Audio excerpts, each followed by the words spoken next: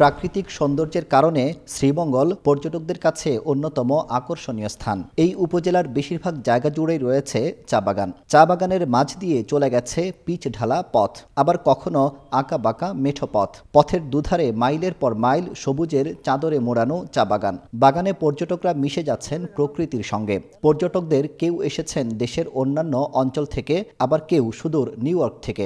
ভালো লাগলো, খুব সুন্দর জায়গা চা বাগান। আমরা দিনাজপুর থেকে আসছি, কোনোদিন আসি নাই। চা বাগানটা খুব সুন্দর, খুব ভালো লাগছে। নিরাপদ সড়ক, রাস্তা একটু বড় হলে ওটাই ভালো হতো। মূলত চা বাগান দেখতে দূর দূরান্ত থেকে মানুষ আসলেও তাদের প্রবেশ করতে দেয়া হয় না বাগানে। ঢুকতে হয় নিরাপত্তা কর্মীর চোখ ফাঁকি দিয়ে। দালালের কবলে পড়ে হয়রানির শিকারও হচ্ছেন অনেকে। উপরের লেভেলে যারা আছেন, ধরুন ম্যানেজার সাহেব আছেন, আর অনুমতি নিয়ে আসলে আমরা ঘুরতে দিই, নইলে ঘুরতে আমাদের ভিতরে ঘোরা নিষেধ। 10 মিনিট আমরা হেঁটে চলে যেতে পারি, আর সেখানে আমাদের থেকে ভাড়া নিচ্ছে 150, 200, 300, অথচ ওইখানকার ভাড়া 5 টাকা 10 টাকা। আমরা চাই এই রাস্তাগুলোর উন্নত হোক। হোটেলের ভাড়ার জন্য গেলে আপনার বিভিন্ন ধরনের সম্মুখীন হইতে হয়।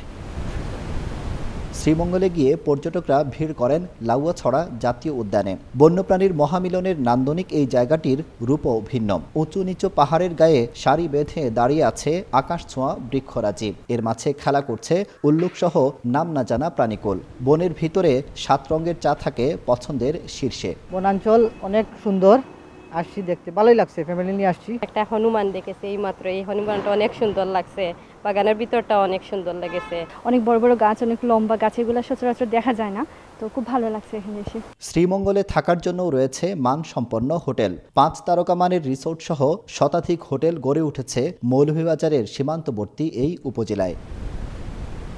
যোগাযোগ ব্যবস্থার উন্নয়ন এবং হোটেল, মোটেল ও রিসোর্টের ভাড়া সহনীয় পর্যায়ে নিয়ে আসলে শ্রীমঙ্গলে আরও বেড়ে যাবে পর্যটকের উপস্থিতি, বলছেন স্বয়ং পর্যটকরাই।